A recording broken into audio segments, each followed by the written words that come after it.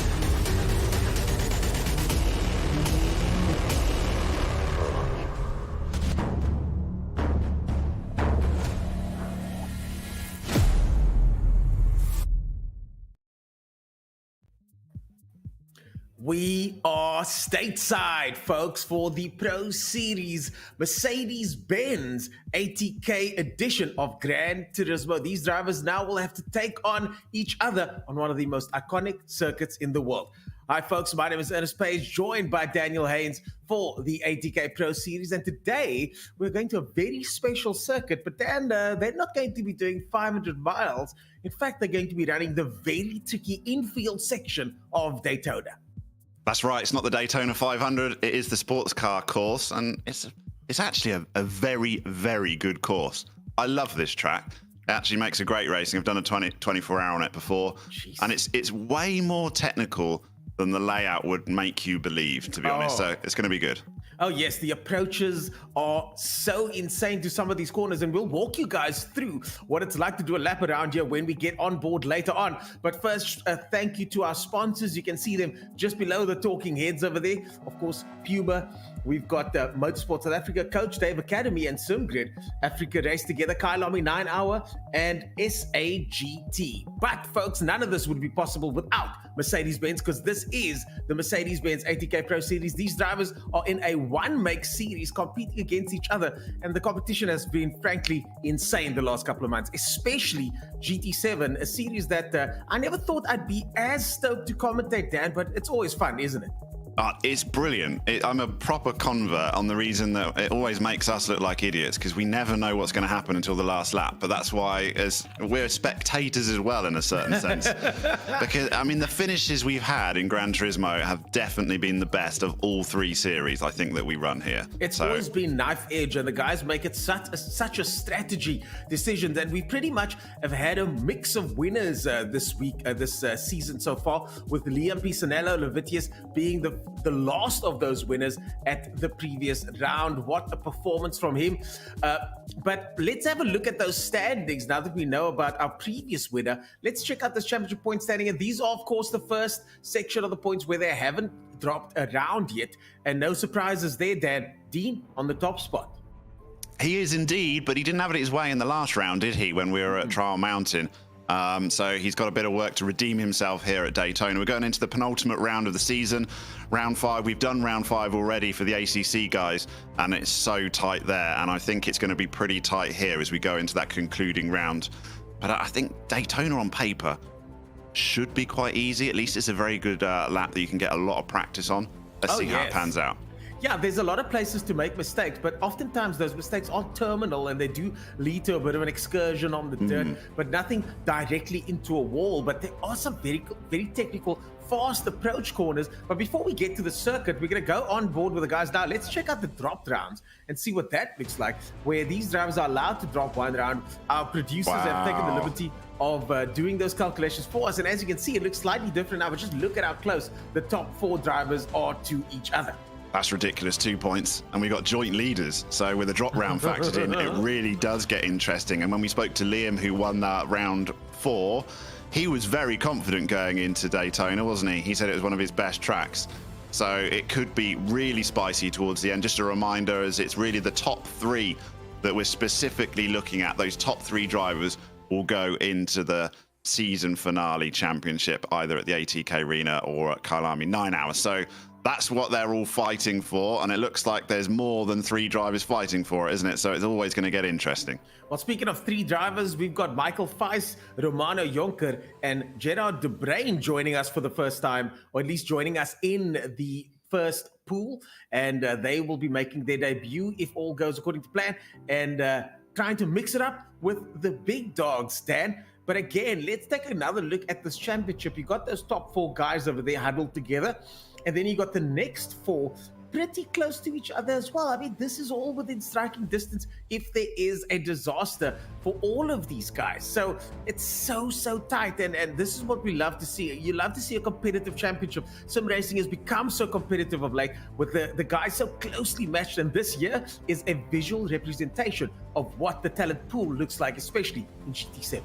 Yeah, and the schedulers at ATK have done a great job. I'm not involved with that. Me and Ernest are not involved. We just rock up here. But the final round, both for ACC, I've been shouting it all season, they've got Bathurst, which is a real lottery. But these guys have got it even worse because the final round is the whole Nordschleife.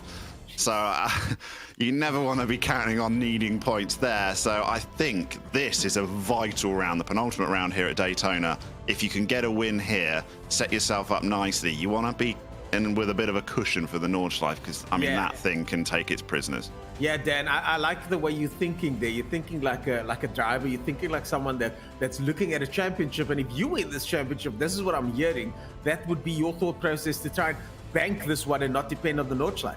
Yeah, 100%. I mean, I love driving around the Nordschleife, but not racing on it, and you can't guarantee points at all. That is just throw a 6 to start, isn't it? So the Daytona, a little bit more in your control. Maybe the bus stop will have you at some point with a slowdown, but apart from that, it's pretty controllable around here.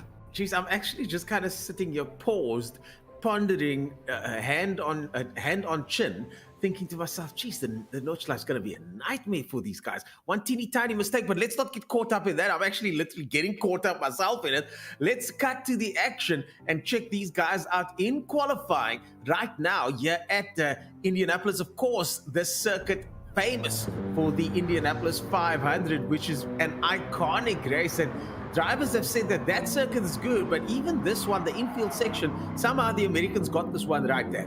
Oh, they really have. All they've done is bolt 1.7 kilometers onto the oval.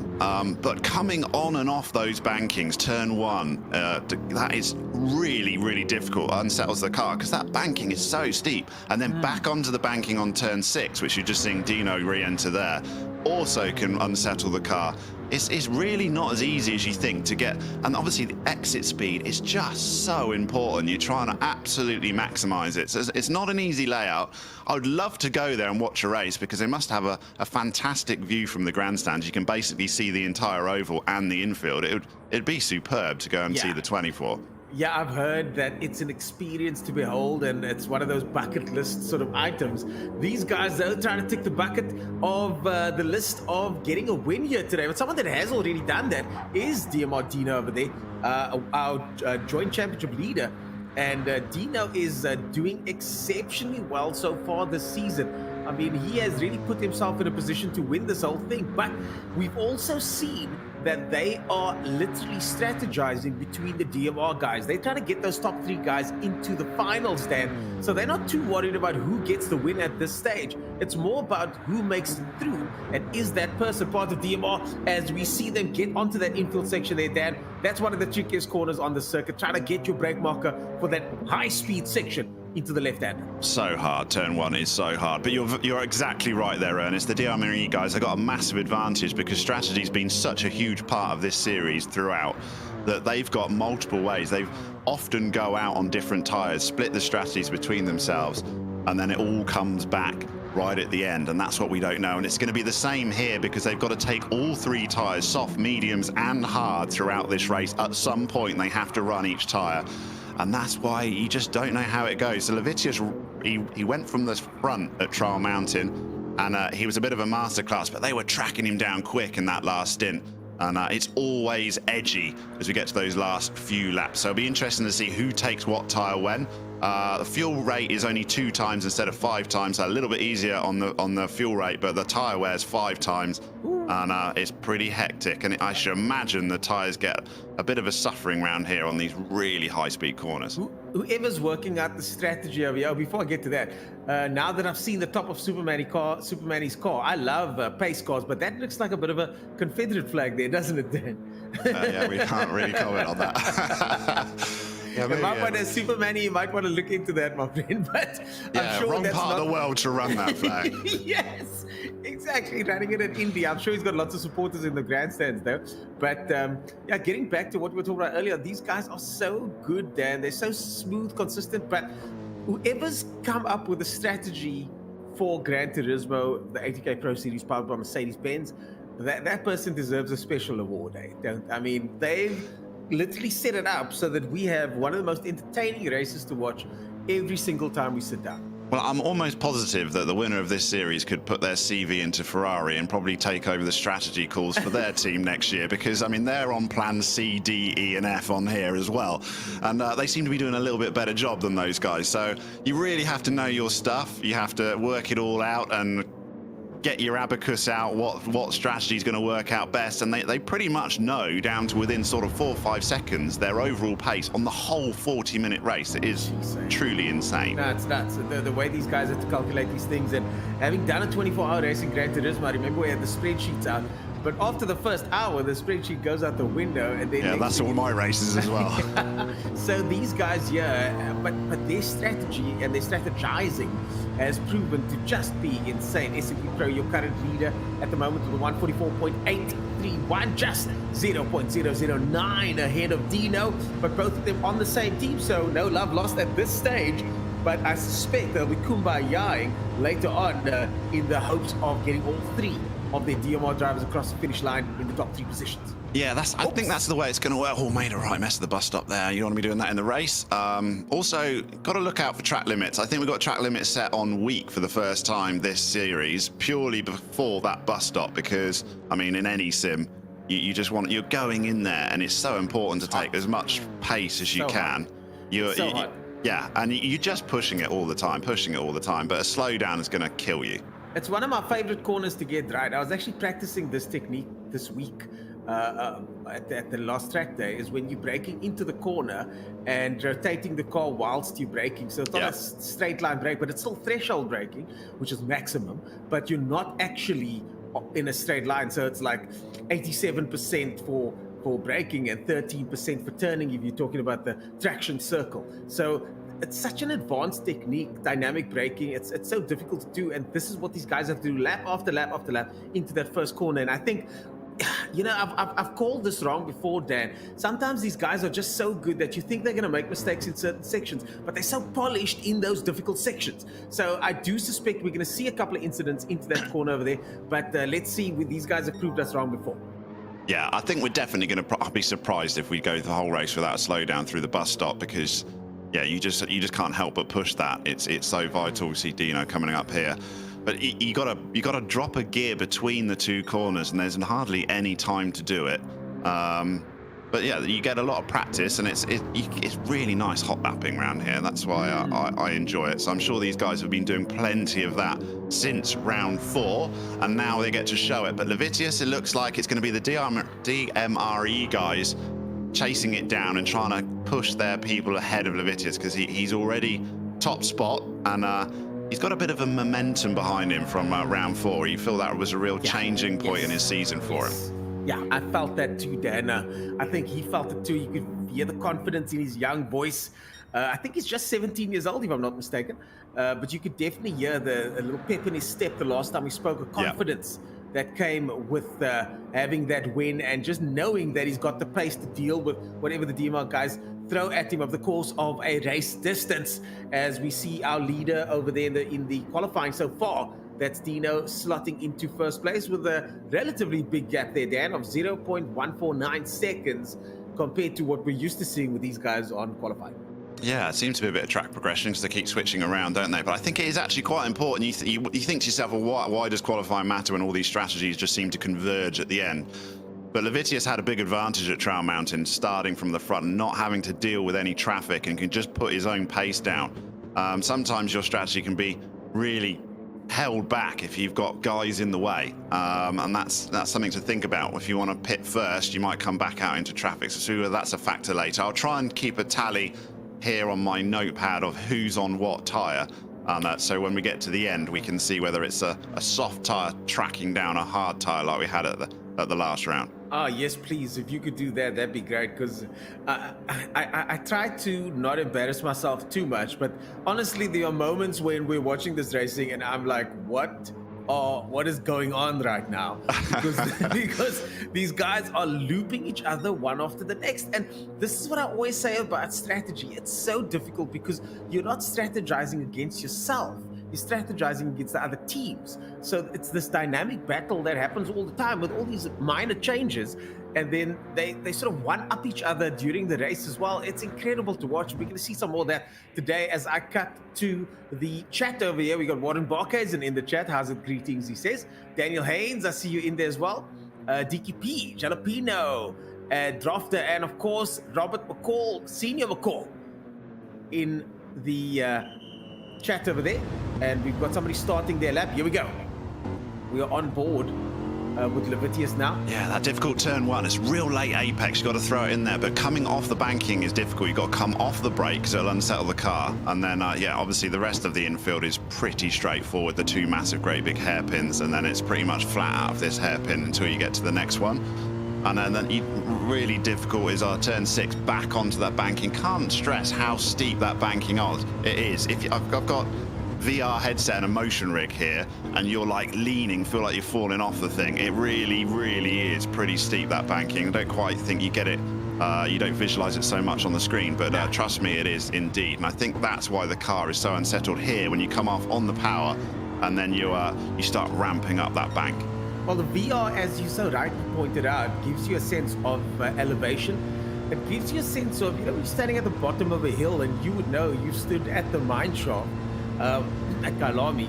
When you're standing at the bottom of a hill, you can kind of look up that hill, and the VR gives you that sense. And as you say, Dan, I'm sure the degree is so much more visible as you go into that corner. We're talking about, this is the chicane section over here. Oh my goodness, here the exit. The exit out of there is if you get a wheel on the grass, that's when you're going to get a slowdown. But that's when you've pushed the entrance too much. You went in there a little bit too hot. So good way at that. I mean, Liam did that perfectly. I think he's probably maximised his speed. You're right about the elevation changes there. Even the mine shaft, when I was there, it totally surprised me. Being in VR and driven that track, it's in person. It's even more, isn't it? So I can only think that this banking is pretty severe here at Daytona. Well, we saw early on. You were pointing out earlier on about that corner, that complex section. If you're coming too hot there, you're trying to collect the car for the rest of the corners, aren't you? You're just trying to catch the car as you make your way through, which means you're pretty much just over the limit, and it's about dialing it back that 1 or 2 percentile points to get on the limit, and that's what these guys are chasing at the moment. We've got about 4 minutes of qualifying left. but you got to be on the power before the apex of the second corner and exit, because if you're not, you've left it too late. And then by the time you get to turn one, that huge amount of banking, your delta is just completely collapsed. You can lose so much time through there. So nothing more important than slow in, fast out at that particular bus stop chicane. Jeez, man, this circuit is just an iconic location. And as you mentioned earlier on, Dan, the steepest gradient over here is 31 degrees. Ah, there you go. I mean, that's pretty damn steep, isn't it? You struggle to stand on that. Yeah, and by the start finish line, it's about 18 degrees. So 31 degrees max.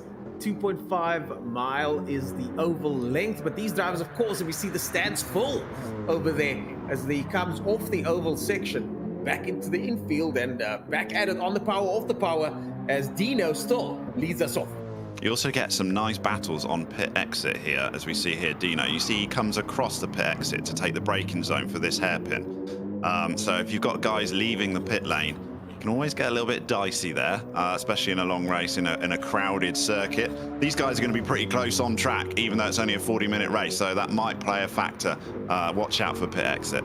Yeah. The bottom order guys will definitely be dealing with some of the leaders. We've seen the leaders just be ultra consistent.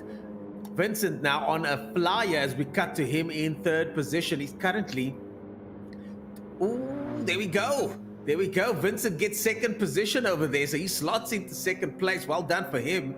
And just higher than Stefan Mocker over there. Also a winner previously and also looking good in the championship. And so State in third place over there as the shuffling happens again. The guys go back into the pits, but Levitius back on the top spot, first position for the fastest lap for Levitius. Yeah, I struggled to read this timing tower, to be honest, because obviously the fastest lap is Levitius, but you've got Vincent as currently on the top on there, and it's who you happen to be logged onto. So I'm need to get a bit better at that one, but Levitius is doing everything he needs to so far. 144.4 is the fastest lap we've seen. And obviously this qualifying session goes very, very quickly, doesn't it? And then you're straight into the race. Yeah, straight into the race. No breaks, no commercial breaks. We jump straight into it. But speaking of breaks and commercials, you can check out our sponsors on the bottom left-hand side there. Coach Dave Academy pops up. Please be sure to support those sponsors, because without them, of course, none of this would be possible. This is the ATK Pro Series powered by Mercedes-Benz, as Levitius still on a 144.4, hard on the charge there. Now currently sitting in the pits as we cut to Henny, a familiar face. Oh, gets close to the wall there. Cut to Henny, a familiar face, Crazy 8 Racing. And the car looking good in black, gotta say. Yeah, it does. Oh, but that's not how you do the bus stop. I mean, just... That's what we're talking about, Dan. It's only difficult because of the speed, because it isn't difficult, but you realise how vitally important it is to nail that, because the lap is completely destroyed otherwise. That's what makes it difficult. Dan, you know, there's so many truisms in motorsport. What you said there sounds like, qualifying's done. I'll get into that thought later on, but we're going to cut straight into the race very shortly. Very, very shortly. These guys are going to be lining up and going. We cut immediately, so there's no break, no parade lap, none of the pageantry we get used to at ACC, isn't it, Dan? Yeah, that's it. We chat around too much with ACC. Let's get it done. Gran Turismo, that's how it goes. Gran Turismo is basically reset. PC, I tell you, PC guys have got it too easy. They have 20 minutes to sort their setups out. Yeah, here we go. We're back. Oh, and the race is on already. Dino slots into second place. Levitius in first place. Vincent still in third. And so far, as we go on board with Dino, he's trying to get that slipstream into the first corner over here. Goes a slightly different line. Levitius slightly defensive over there. But it's so interesting to see the young man composed, holding on to first place over there so far. No stress, no pressure as yet. Yeah, at the moment, it's looking a little bit ominous. It's a little bit like Trial Mountain repeats itself. Levitius is doing exactly what he needs. He's starting from the front, and he's going to try and concentrate on his strategy without having to worry about cars to get past, and that's not the case for Dino. We know the soft tyre, basically, with the tyre where we got set, we think it only lasts about 4 laps, which is ridiculous. So they're going to be coming in for pit stops sooner rather than later, and let's see whether Levitius can get his first stint out of the way. Yeah, Dan, I think our producer just needs to cut this camera over here. We're on board with Dino at the moment, as we have been from the start. I'd like to see what else is happening. We're just going to give the guys a second. They should be sorting that out shortly. But Dan, one of the things we're talking about this corner over here and why it's important is you were saying it's the speed that makes it difficult. It's such a simple statement, but never a truer word spoken, because the more speed you add to corners like this, just the more difficult they get. You take away 10 k's an hour and this becomes a completely different corner. Yeah, and then they're on the limiter basically when they head through here, and they want to try and lose and scrub off at the least amount of speed possible, because you're straight back onto getting on the limiter here as well. And if you're tucked in behind, you're going to benefit from some sort of draft. And it looks like Levitius is really nailing this first lap, isn't he? He's pulling away from Dino quite nicely, and he's going to have like a 1 second lead by the time they get to the gate. Levitius has been, Levitius on it. Oh, that's DMR, SMP Pro, Stefan Mocker on a slowdown there. Stefan Mocker on a slowdown, and this means he's going to lose 4th place. KBR goes past there. Also, State gives him a touch. So State squeezes by, and that was Stefan Mocker, and we've seen this from Stefan Mocker before. Overall, good pace, but teeny tiny mistakes here and there cost him those precious positions. But we said we were going to see one, and we didn't have to wait long, did we? Lap 1 is when Stefan Mocker got the first slowdown through the bus stop, and I don't think he'll be the last guy to do it. Just snuck through there on his flashing car. I think he, the car behind thought he had a little bit more time to get through, but Stefan Mocker's now got to try and regroup. Just shows you how much of a penalty it is slowing down on that super fast section. Yeah, Rainier Simon capitalizing there big time, and so is State over there. So Rainier Simon managing to sneak up there, get past, and now looking very good in 4th positions, getting a lot of pressure there. Something happening at the back there.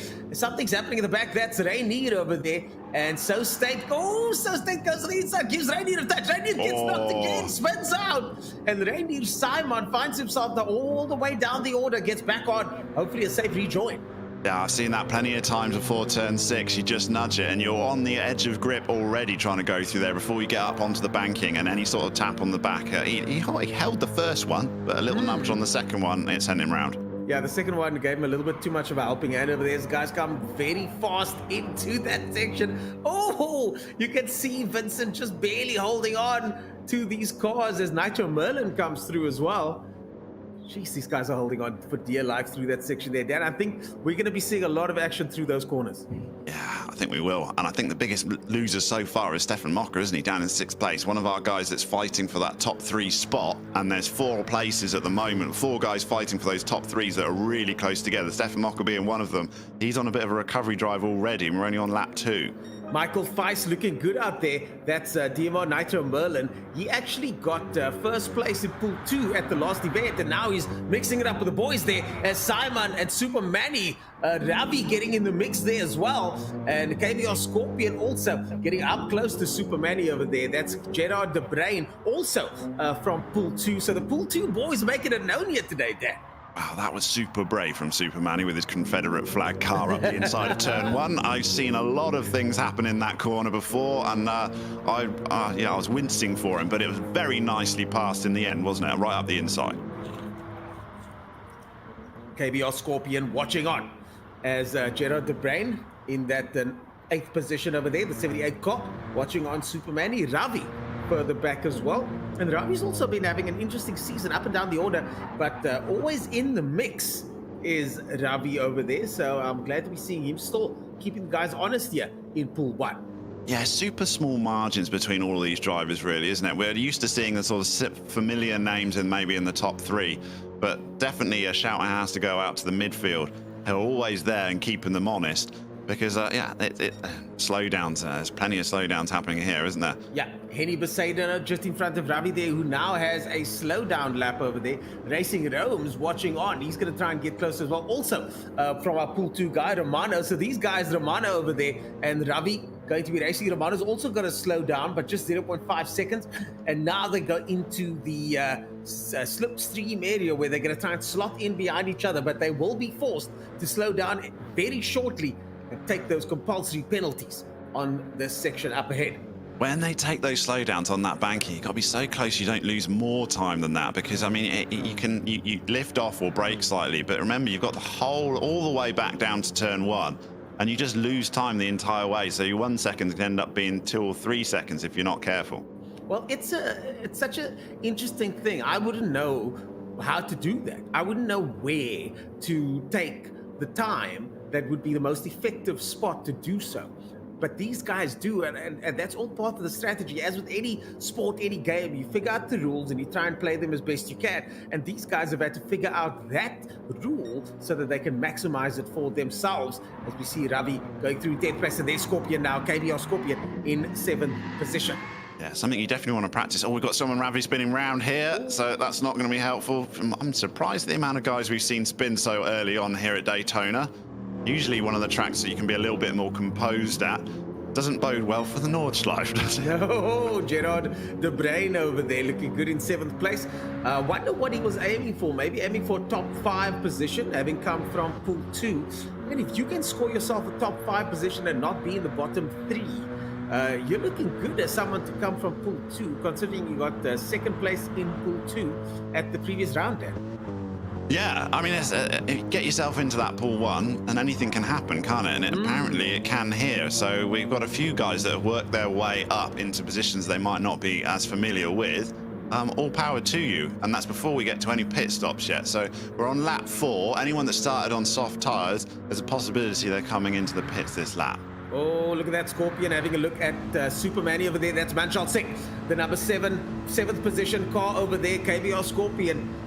Gerard De Bruin goes around the outside. Oh, this is going to be very close. They cross the start-finish line. And now we go into what is one of the trickiest corners on the circuit. Down the inside goes Superman Manchal Singh. He keeps it tidy there. He's got Scorpion all over him. And further back, the rest of the field is also looking on, waiting for any mistake, biding their time. But so far, Superman seems to be absorbing the pressure. But KBR is Scorpion. Gerard De Bruin over there, our pool 2 driver. Top 3 pool 2 driver. He looks like a man on a mission, Dan. Yeah, he does. And I mean, it's such close racing here when you get in the draft on that banked section. That's what makes turn 1 one of the hardest corners in GT3 racing, because you get the draft and you have to make the pass at absolute top end in the braking zone. Yeah. But they went through safely. Maybe next lap KBR will have a run at him. Yeah, let's wait for that. I'm excited to see if that's going to be the case. The rest of the field now starting to sneak up. Henny has a closer look. I think Henny might have gotten a little bit closer there in all this melee. But that first corner, Dan, another thing about that first corner is, as you said, the draft changes things. The draft can add a couple extra kilometers an hour, and getting your braking zones right on a very long straight with draft, it's a different story. You hit the brakes and you can feel the momentum not going to slow you down enough, but now you're going for the overtake, which is what you want to do. But man, it's so tricky as Superman makes his way through that complex left, right, left section over there, back onto the oval. Yeah, I want to drive Daytona now. It brings me back. But when you've got a multi-category as well, I did it in an LMP2 car, and you're trying to thread your way through GT3 cars, and you're using their draft for your advantage. But you come up against someone in the braking zone of turn 1, my word, can that be difficult? Yeah, and these guys in the GT3, they're scrapping out themselves as we see how tight it is here and how close it is. They come up to that turn 1 braking zone. The last thing they're thinking of is looking out for an LMP car behind them. So what makes this, I said it before, but I'd love to go and see the 24-hour in real life here in that grandstand. I think it would be pretty epic. Here we go. So soft runner, first guy in the pits. He went a little bit longer than we thought because it's lap 6. Yeah, first pit stop there. So State gets out the pits, and that's our first stopper over there. So let's keep an eye on So State and see where he ends up again after these pit stops. And now the pit stops will start thick and fast. We've just started the race, so we're not that far into the race, but 6 laps in so far. Oh, Scorpion gets it sideways there, and you can't have any of that, Dan. These cars don't like that, and you lose so much time. Yeah, at scrubbing time, I mean, that is the place to do it. Here is where you just cannot lose anything, the entrance onto this banking, because the guy gets in your draft. If he has a better exit than you, he's just tracking you down the entire way. Ravi's on his recovery drive from spinning earlier and taking the low line on the banking. And that's Rainier Simon on the outside there. That's Rainier Simon on the outside there, Dan. He's getting taken by Ravi over there. Ravi down the inside. I think he's got it. Yes, he does. Entrance to the bus stop's going to be interesting, though, isn't it? Yeah. Rainier slot in behind. Everything we've spoken about so far, Dan, is about to take place right in front of us. Yeah, braking zone here on the 2 board. You're looking at brakes. It looks like Ravi was braver on the brakes, but it looks like the KBR car is quicker on the exit. He's got the exit. He's got the exit, Dan, and this is what we're talking about. You sacrifice that entrance over there so that you can get the exit, and that's exactly what he has done so far. An incredible performance. Radio Simon gets it back, as So State with fresh tires now looks on and waiting to see if he can pounce on either one of these two. Demonstration of how important that exit is, isn't it? He'd lost that place before he even realised, and it didn't look like an untidy corner at all. It was just slower exit, and by the time you got that draft for turn one, the pass was already made. Great pass. Ravi gets in the lead still, but look at So State. So close for So State over there. So let's see how he does now, as he now is within striking distance of both Ravi and KBR car over there. But that got a yellow flag situation. Yeah, it looks like it. Oh, KBR still there in the lead. Scorpion now in the mix as well. Oh my goodness me, look at all of this happening. The yellow flag was Scorpion running off over there, so Scorpion ran off, but these guys in the midfield are making it a little bit interesting here now, Dan. Yeah, Rafi's gained 3 places in like 1 lap, so he's on a rampage back through the field after his early spin, probably angry with himself, but he's putting it out on the circuit. And yeah, really got it nailed down now. I'm expecting a few more guys to come in. So I think people maybe have started on the harder compounds to get that stint out of the way. So maybe a really fast finish. Liam in the Vitius and our leader, though, doing everything he needs to right now. I'm looking at the championship standings, Dan, and I don't see So State on anywhere on these championship standings. Just wait for some clarity from our producer over there, but this could be his first run in the championship, unless he's changed his name.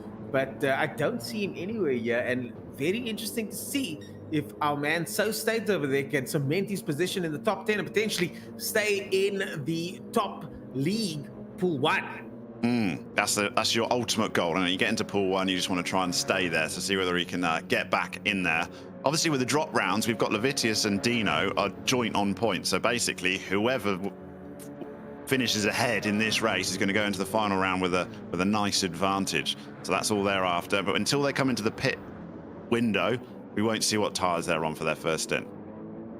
Yeah, these guys will be furiously checking to see what kind of tires will work best for what phase of the race. Of course, a multi-phase race like this is so complicated to plan for, but these guys are the best at doing so. And I'm sure in the, shall we say, off season, these guys are doing a whole bunch of different series to stay sharp. But I just got some info from our producer. Looks like soft only lasts 4 laps, so the softs only last 4 laps. And So State, we've just heard now, is actually Dino 14, Dean Henning. So Dean Henning 13th in the championship at the moment. Name change, just to keep us confused. As if we're not confused already with Gran Turismo 7. Yeah, thanks for that. We're looking at the gap is pretty substantial. The top 4 guys have completely checked out because it's 21 seconds back to Superman in 5th. So if we can ride on board with the top 4 so we can check what their deltas are before they come into their pit stop window, I'm interested to see what the lead is. 5.8 seconds. Has been a brilliant first stint for Liam. And it is exactly what he did in round 4. So he's trying to get a repeat copy here at Daytona, but 5.8 seconds in 9 laps. Dino hasn't got an answer at the moment for his pace. Yeah, Dino unfortunately finds himself in a position where he's got someone new on the scene that is just unbelievably quick, isn't it? But at the same time, having spoken to Dino, he is a strategist. He is someone that can think to himself, you know what, this is about getting the top 3. It's not about showing cards now. Maybe he's saving all those cards for the championship race. As I now go back to the stream, and DKP saying penalties are served at a certain point of the track and is not optional. The game slows you down automatically for the amount of seconds the penalty is worth. I didn't know that. Thanks ever so much for that inside info. So that's different from what I'm used to, obviously. So yeah, I see it makes you take it on that final banking section. But it is going to compromise you for the whole straight. So when it says 1 second, it'll definitely cost you more than that, I feel, before you get into the braking zone of turn 1. Are you saying they should take it sooner? But the thing is, if you don't... No, they can't, because if it's automated, it just is what it is. But I just feel that if someone actually gets a stopwatch out, I wouldn't be surprised if it actually costs you more than what the penalty says it is, because that is not an ideal place to take it. Yeah, it's forced on you.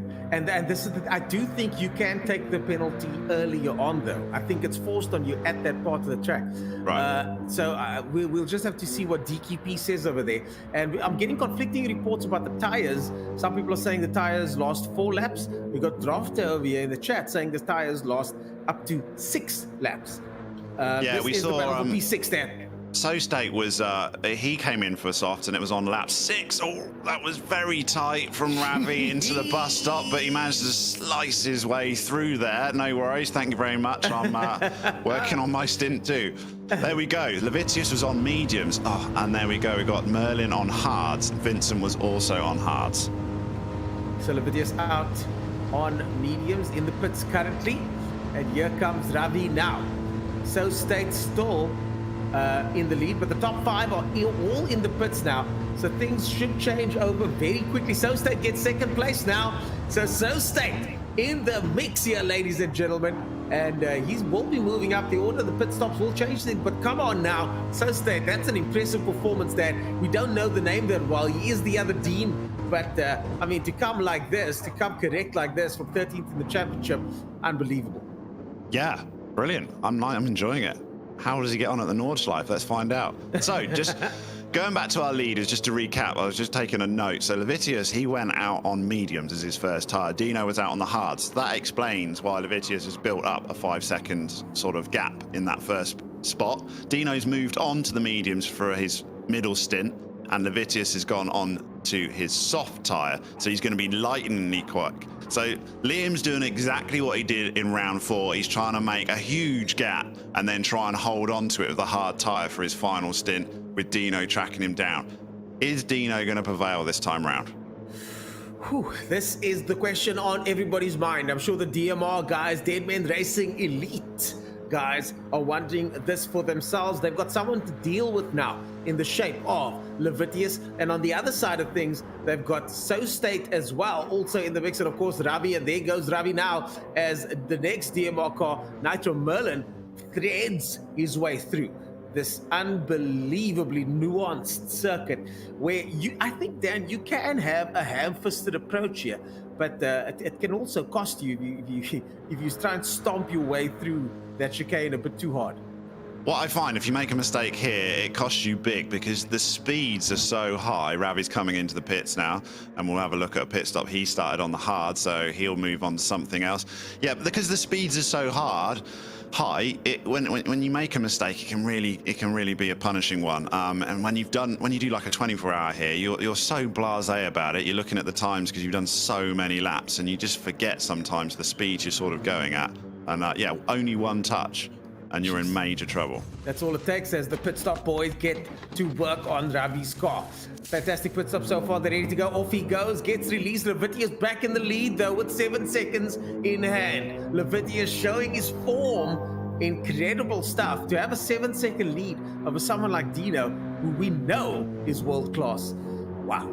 Yeah, but he's had tyre advantage, and he's still got tyre advantage. And I think Trial Mountain, he built up like a 16-second gap, and he crossed the line with only sort of 4 or 5 seconds at the end. Jeez. So that was one lap away. It was one lap away. It was close, wasn't it? It was close. And he's only 7 seconds now. He's on the soft tyre, so he's going to put in like 6 laps of blistering fast pace before he goes onto the hards, and then just hopes that he's built up a big enough lead. Dino will be finishing on the softs. He's going to be the fastest guy at the end of the race, Dino. So that's the one to watch out for. I'm loving Levitius's color scheme there. The quasi South African flag on the side there, blazing in first place as we watch Stefan Mocker down in 10th place, giving Ravi a hard time as the other KBR car watches on. And SMP Pro, I mean, we've seen him very much far up the order, but we've also seen him leapfrog like he has there through the course of the race, gain multiple positions, Dan. Yeah, but he's way down on where he should be. Stefan Mocker in 9th position. I mean, this is one of the guys fighting for the top 3 spot. He's losing points here. I don't know what his drop round situation looks like, but at the moment, Daytona will be his drop round going into the Nordschleife.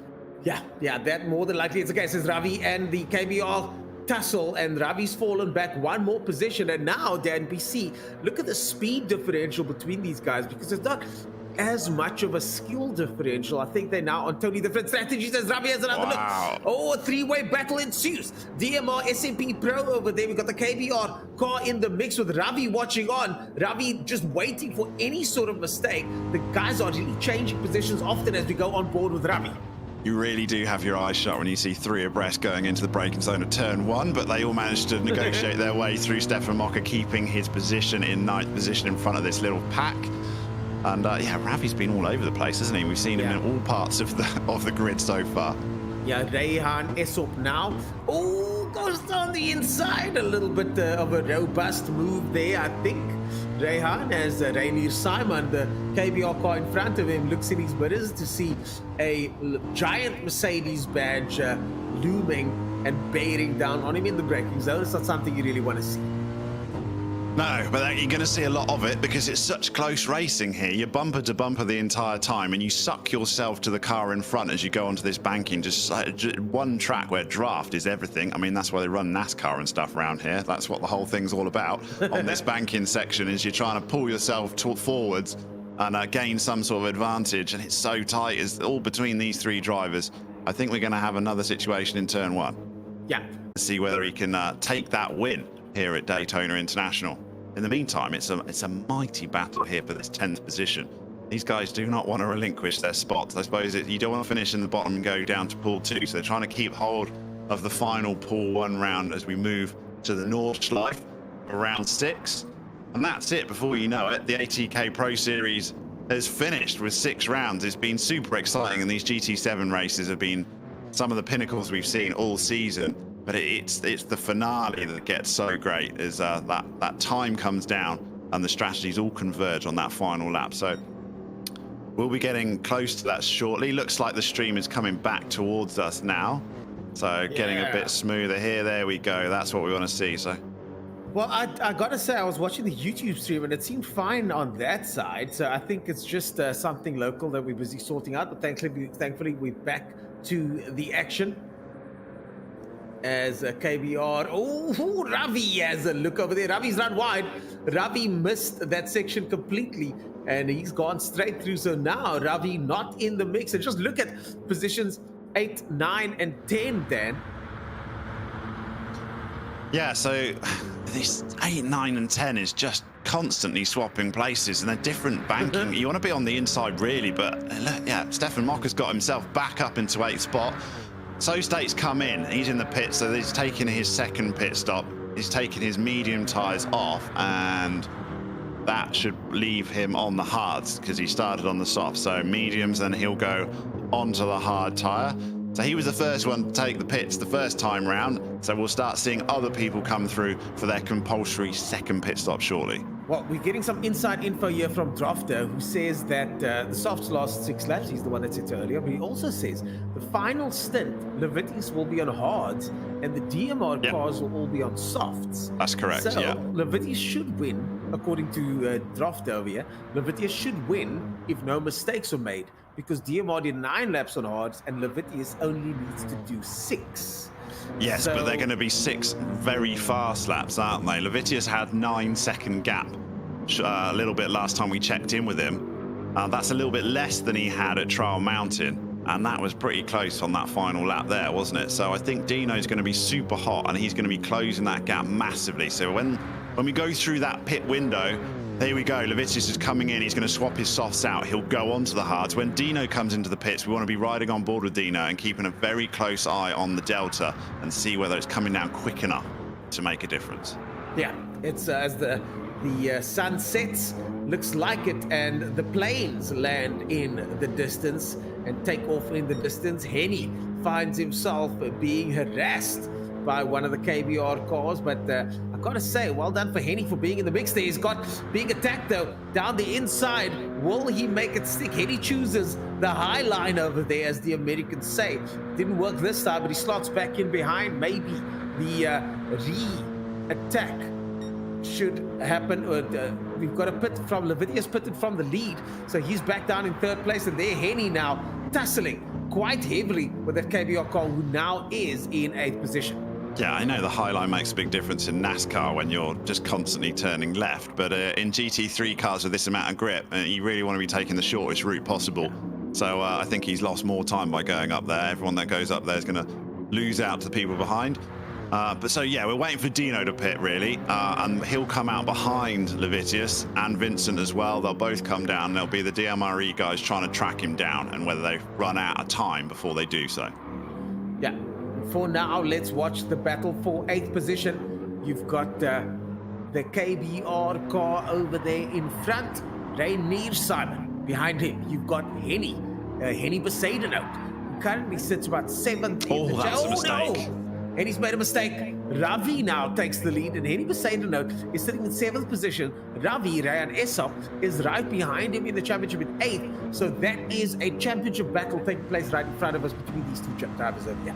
Yeah, that left-hander turn 6, going onto the banking. Yeah, that happens in every sim. Happens in the sim I drive. The back end steps out if you put too much power down, and it can massively eat, or you immediately lose a couple of seconds. And in this case, a position as well. So yeah, Ravi up into 9th. Yeah, got to massage that throttle through there, don't they? And that is what the name of the game is: smooth on and off. The power these drivers have to do, and for the entire duration of the race. As we make our way into the final stages of this race, Dan, this last pit stop of Dino will be so telling, because that will put us into the mindset of Dino, the mindset of all the top 4 drivers, because we will then have a clear picture of what their strategies are as we head into the night. Yeah, we will indeed. And I think for Dino to have a chance, as soon as he goes onto the softs, we want to be looking at that fastest lap that Liam set, a 1:44.4. Dino needs to be beating that. He's going to try and track this guy down, because Levitius set that at the start of the race on his soft tyre. So yeah, that's the sort of timing we're looking at to try and close that gap back down towards the end. At the moment, Liam's looking good. It's looking like a repeat of round 4 at Trial Mountain, which was perfectly paced. Yeah, perfectly paced and perfectly measured. Scorpion runs wide there in 11th place, giving Henny a bit more of a gap there, giving Henny some respite. But that's what it's all about as we go into the final 10 minutes of the race, Dan. It's about measuring it correctly. And it doesn't matter, in the words of Dom from Fast and Furious, it doesn't matter if you win by a mile. You know, it doesn't matter if you win by a meter. Here we go. Dino's in the pit, so mediums. I don't want to break up your Fast and Furious references. I was enjoying that quite a lot, but it's a vital part of this race. As Dino comes in for his 2nd pit stop, he's going to ditch those mediums, and he's going to finish this race on the soft tyre, the fastest tyre. So it's going to be them guys all tracking down Levitius in 1st place. I don't know. I don't want to call it, because every time I do with Gran Turismo, I get it wrong.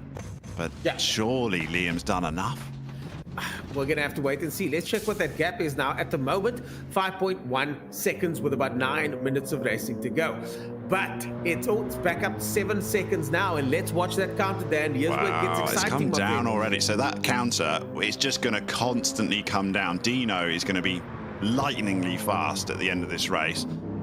Is he going to run out? Is the clock going to win here? And Liam, this is where you get nervous. He's trying to manage his gap, and it's when you're looking at that relative and you can see the guy closing that time down, you've got to try and put it out of your mind. He's got to go as fast as these hard tires will allow him to go.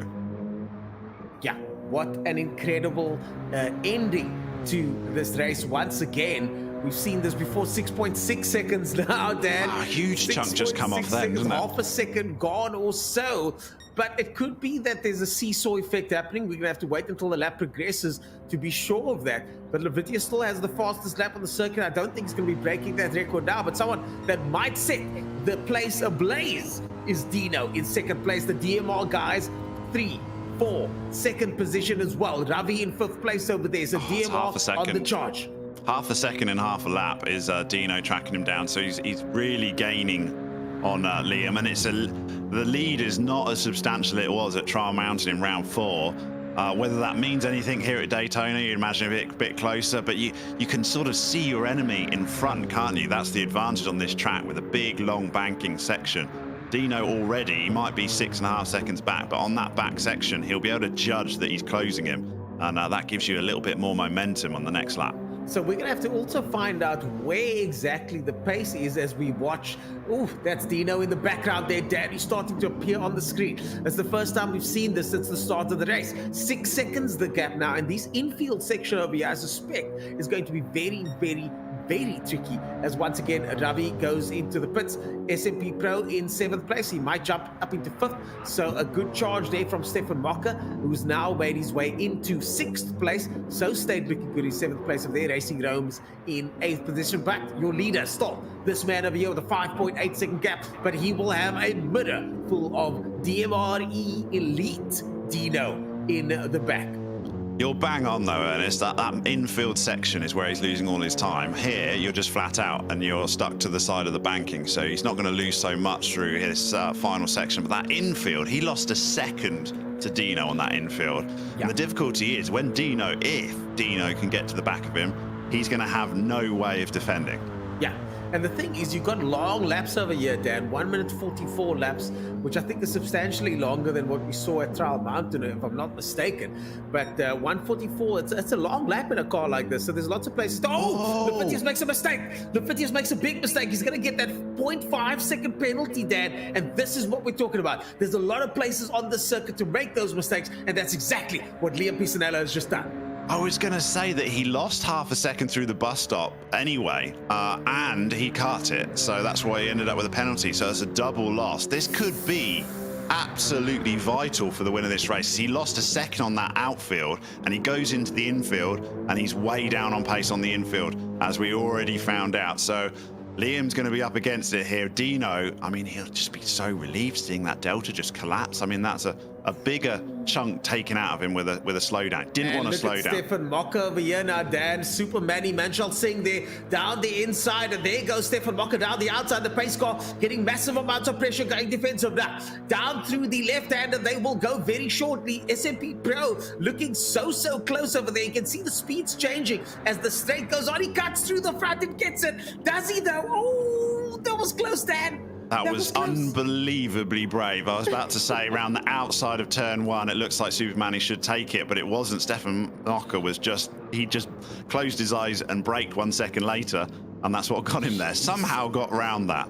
Cut the nose off, almost got himself pit maneuvered there. I'm sure that was, there were sparks coming off the back bumper of that car, I'm sure, as he slots into 5th place. Stefan Mocker has proven that he's got some serious pace at the end of the race. Yeah, he's a man on a mission. I was saying he was nowhere. This is a race to forget. He was down in 10th. He had that nightmare start, but he's getting himself back into those points now in 5th place. He's got 11 seconds. I think it'll be too much to get to his teammate Nitro Merlin, so it looks like 5th is probably the best he'll get. I just want to see that time, that delta to Dino and Levitius for 1-2, because, I mean, that's going to be, what, 3 seconds now, is it? Yeah, and look at that. DMR, guys, 2.3 seconds. We've just heard from our producer. DMR now 2nd, 3rd, 4th, and 5th position for Dead Men Racing over there. We've just got minutes left, Dan. 2.3. Oh my goodness me, 2.3 seconds left. We've got about 3-4 minutes of racing to go. DMR Dino with a man on a charge. The gap now just 2.2 seconds. You can see Levitius in front, but it's not just enough to catch him, Dan. You got to get past him as well. Yeah, one slowdown through the bus stop, and that's all it is, isn't it? It's under 2 seconds now. Liam's getting nervous. He's wishing he didn't get that slowdown a lap before, because that cost him at least a second and a half, I think, overall. 1.7 before they finish this infield section. It's going to be within a second and a half. If there's another lap here, that's what Dino wants. Gets another lap, and it could be enough. And Dan, this is what we're talking about. Look at this. This strategy worked perfectly for Liam Pisanello the first time round. He tried the same strategy or similar this time, and we thought it was working well because he had a massive gap on Dino from the get-go. Now Dino could usurp the young Liam, just going into the final stages by seconds, and the pendulum has swung the other way. How does Liam take this bus stop now? When you got to slow down on the last time through, it makes you a little bit more wary. But Dino is a man on a mission, and he's taken the fastest lap of the race, 144.366. Oh my goodness. We said that he needed to get that fastest lap to show that he had the pace. So he's quicker than Levitius was on his soft tyre, and it's down to within a second, under a second now. If there's one more lap of this race, Dino's got this, and have to eat my hat. And that's exactly it. Dino has laid down the gauntlet now, showing that he's got ultimate pace of this race with a 144.366. The mind games are real because Liam will know that. He will know that Dino has some serious pace underfoot, and now he's going to start feeling the pressure as the gap starts to close down even more so. Look at that. A good line from both of them, though, Dan. Both of them looking good. But the gap down to 7/10 of a second now. Yeah, this hard tyre is so much slower on this infield section that Dino is just going to cruise up behind the back of him, and it's inevitable at this point. I think he's timed this absolutely perfect. Liam is going to just he's going to hate that slowdown he had a couple of laps ago, because I think that may have cost him this race. Dino, look, within 2/10, he's going to go onto that banking, get into the draft on the much grippier, faster, soft tyres. No, he's not even going to wait up the inside of the hairpin, and he's going to have it done before he even leaves the infield section, is he? Oh, Levitius does not yield. Levitius does not yield, places his car ever so gently and aggressively at the same time in front of Dino. That was good car placement there from Liam Pisanella, Dan. Great driving from both of them, but I think he's just going to be a sitting duck, I'm afraid. He's on the wrong tyre now at this point. He's on the hard tyres. Dino's loving his soft tyres. He's going to get it done before the bus stop, is he? He's going to. They're going to go 2 into the bus stop. I think Liam's just doing everything he can to fight it. Legally so as well. He's got the right lines. He's doing the right things.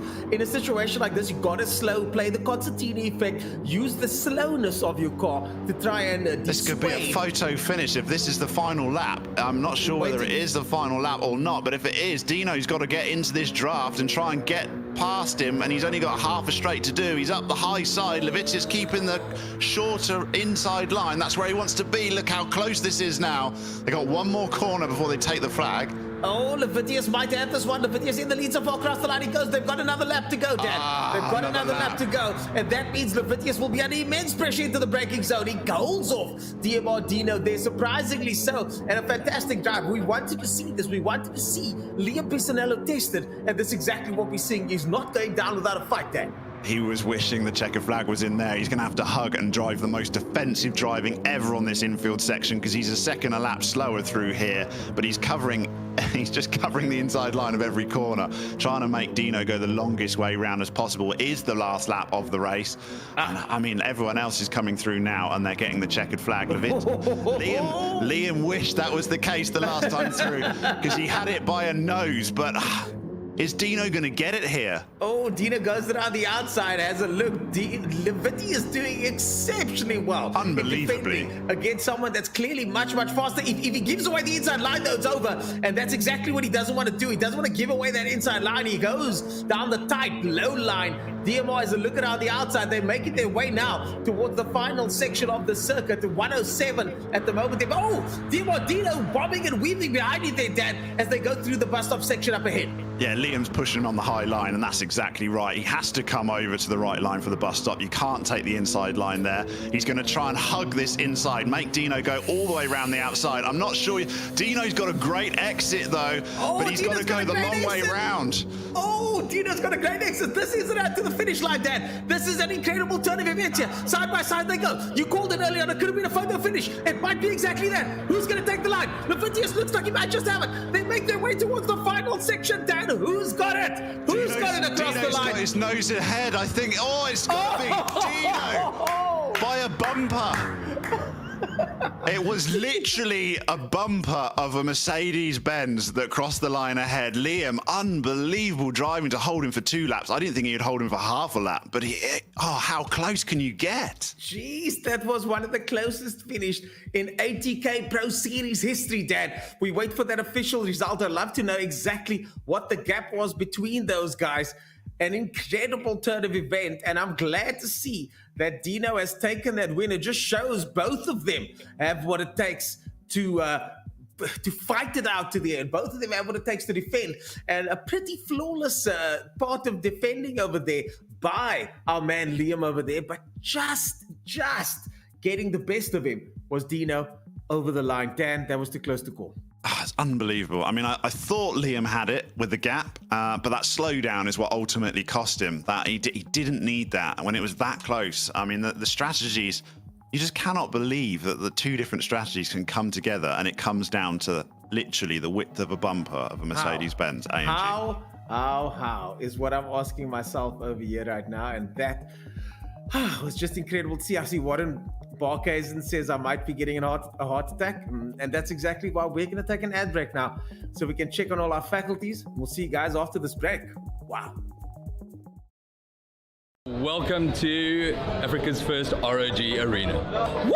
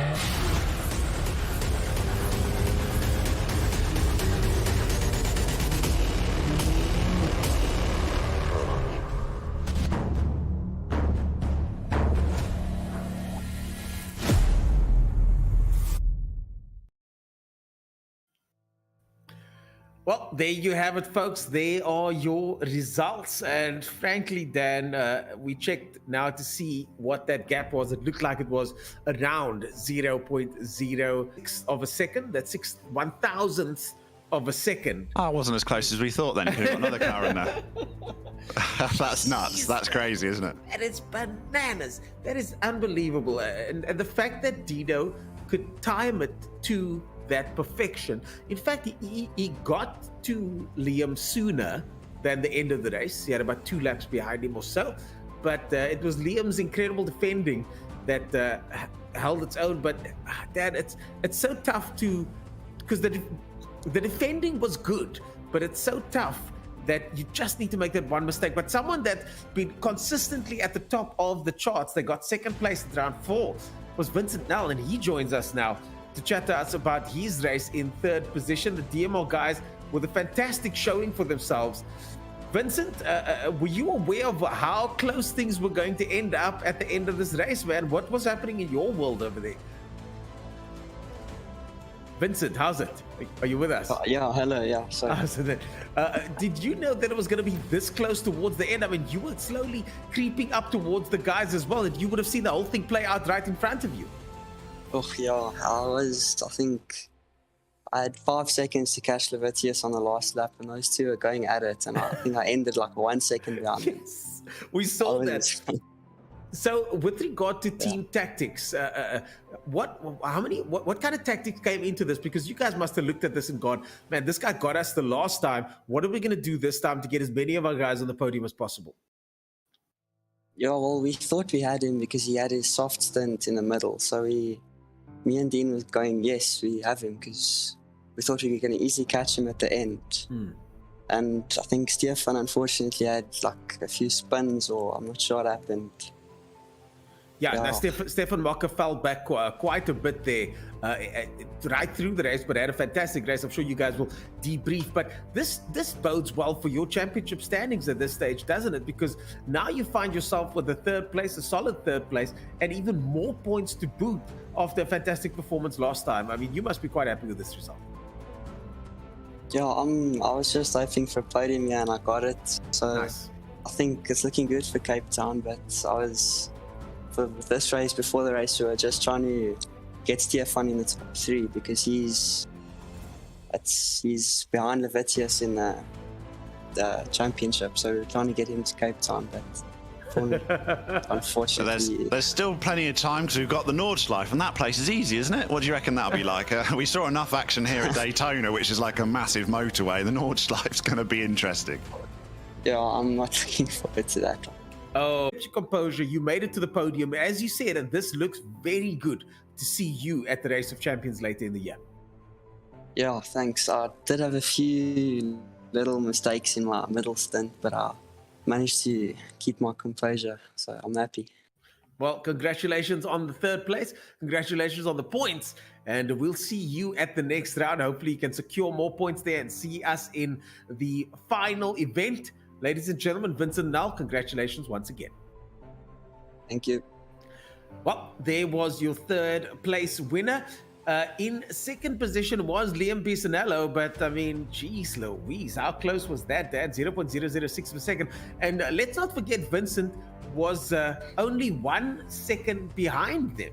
Yeah, if it went another lap, it would have been a different again, wouldn't it? All that scrapping and fighting between the top two. Vincent closed 4 seconds in the last lap to finish only a second behind in third place. So very well done to him. But we got Liam Bisanello. What an unbelievable race, Liam. I mean, you had absolutely no right keeping Dino behind you for those 2 laps defending on the hard tyres and him on the fast softs. That must have been really exciting, but also incredibly stressful. How did you cope there, Liam, if you're there? I mean, how was it for you, those last sort of 3 laps? Yeah, I don't think Liam can hear us at this stage. He's deafened himself. He's just going to have to unmute himself there, Dan. But I think you're right, Dan. I'd love to hear from him what that was like, because the kind of pressure that you would be feeling in that situation must be immense. And I can't really fault him, to be honest. No, not at all. You know what I mean, I'm saying? I find it difficult. You kind of need to analyze these things, and they'll look at the data and see, you know what happened. But, man, it's difficult to fault him. I didn't think he would keep... Liam, thanks, you joined us. I know whether you heard the question, but I mean, I didn't think you would hold him back for half a lap. Oh, yeah. Yeah.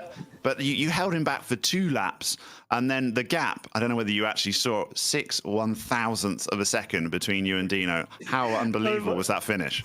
That's insane. I can't be mad at that. That was just, I put everything on the plate there, and I'm shaking still. It's crazy.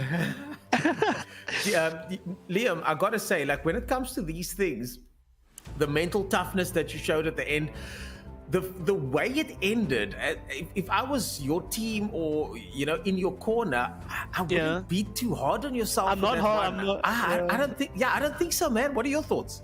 I'm actually just surprised that I managed to keep him behind for longer than I did, because I was just making sure that he always had the outside line for the majority of the places on track where it counted. I didn't weave or anything, just made sure he was always on my outside, and just managed to brake and keep on my marks, not worry about where he is, even if he's like right next to me, and just like, take the apexes. But I do feel the last bus stop, I'm looking at it right now, I think I could have I know it sounds really, really weird, but I short shifted it like thirds or fourth. I think it was slightly too early, and that lost me my little bit of momentum. But it's all good. Yeah. It's crazy. But this is the thing, like for how old are you now, if you don't mind me asking, Liam? I'm 22. Yeah. So for someone like yourself, relatively young, this is a fantastic experience, because we know Dean is world class, and clearly so are you. So if you can walk away from this knowing that little short shift, you won't make that mistake again, but you'll do everything else right like you have now, man. I got a penalty. Amazing. and also got a penalty. I got one penalty. That was the big one, wasn't it? That we were seeing it on stream. That slow down through the bus stop. Were you just like, oh no, that's the last thing I needed.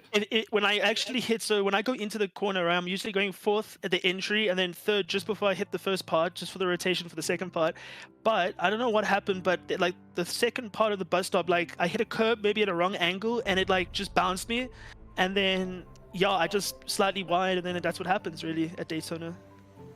Well, we looked at the championship standings before, and with the drop rounds factored in, you and Dino were actually completely level on points.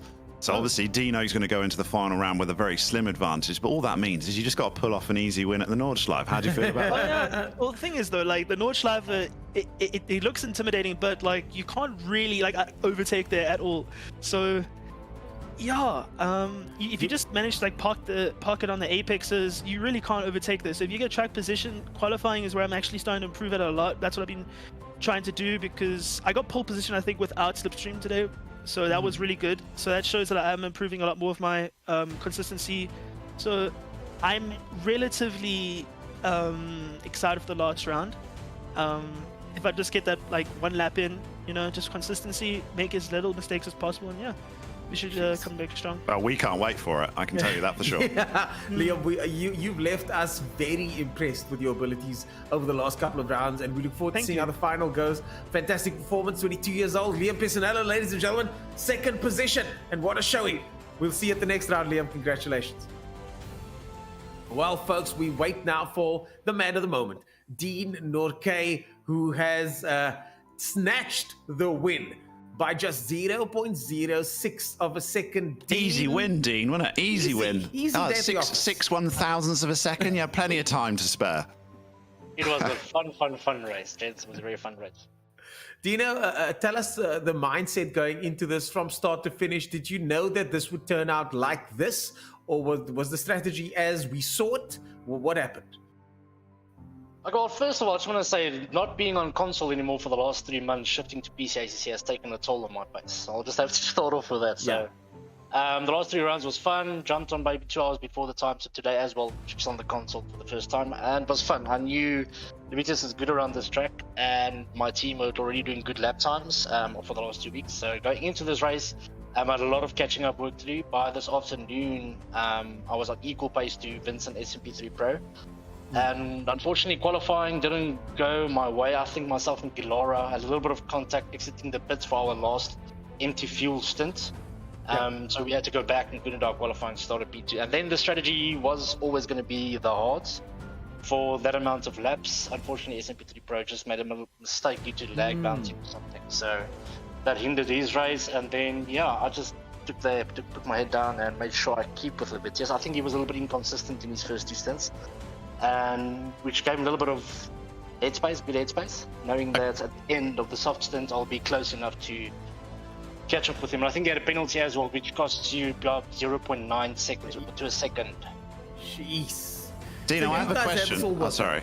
No, go ahead, Dan. Go ahead. I was just thinking, like, well, as a spectator, we enjoyed the race. We have all season. GT7 has just been a revelation for us. But when you see these different strategies converging at the end, and you've got to track a guy down because you're getting your hard tires out the way and you're going to be on the soft. Did you have a target time in mind? Did you have a gap that you thought I could get them, or were you confident when you went onto the soft, or did you think that it was too big? No. By lap 4 and 5 and 6 of the first part of the race, I knew I'd catch Levitas by lap 19-20. I expected by lap 90, because he, like I said, he was a little bit about 0.2, 0.3 consistently off my pace. With regards to I've done those same strategy he's done, and every lap that he's done I calculated and checked, he's 0.7, 0.8, where he's supposed to be a second faster than me there. So I knew going in, when he put his softs on, I knew at the end with my low fuel softs I'll catch him by about lap 20. However, with Levitas it's something different. Catching him, and he made you work for it, didn't he? You really had to work to get that pass done. 100%. And I know his style of defense because we obviously race together quite often. Okay. So the first lap I tested him, I made sure I passed him, and I think I lifted about 6 or 7 times on that first lap, because you can stick it around the outside, softs versus hards, but that'll just be stupid. So I checked exactly where he's parking it, and where he's not parking it. And his major mistake that he made, unfortunately, was parking it on the chicane at the end. So the previous lap, actually, I was too close to him. So if he parked it, I also lost my speed. So on the last lap, I checked, okay, fine, almost had a spinny, and that last lap, I just lifted more than he lifted it to have like a 0.6 gap going into the chicane, even though he's parking it. Because I knew I'd plant it, I'll get more traction out and then pass him on the end. So it was quite fun. The defense, I expected it. That's why I wanted 3 laps at least with him. 1 lap wouldn't be enough. Yeah. Wow. So detailed the approach there, Dean. Okay, it just shows the mindset that it takes to win at this level, and we appreciate seeing you in action. Dean Orkay, ladies and gentlemen, your winner of this round of the ATK Pro Series, powered by Mercedes-Benz Gran Turismo 7. Well done, Dean. We look forward to seeing you at the next round. Thank you so much, guys. Awesome commentating. I can't wait to go and check the race out with you on the interview seats. Awesome stuff. Awesome. That was good to watch, though, Dan. I mean, I gotta say, that was so good to watch. And Dean pulled it out at the end. But how interesting was his approach to the attack, Dan? Yeah, I can't even get my head around it. How I'd see a gap of 9 seconds and think, oh, that's demoralizing. But he already knew, no, that's comfortable. It's in my window. I've got this guy. And well, I mean, way more confident than 6/100,000ths of a second would need you to believe. But still, he did track him down, and it was a win. And a win's a win.